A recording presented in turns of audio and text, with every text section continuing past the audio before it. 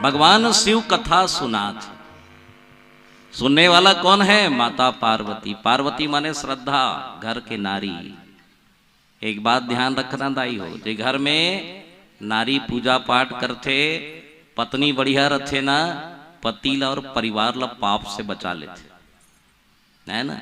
आपके हाथ में सब कुछ है।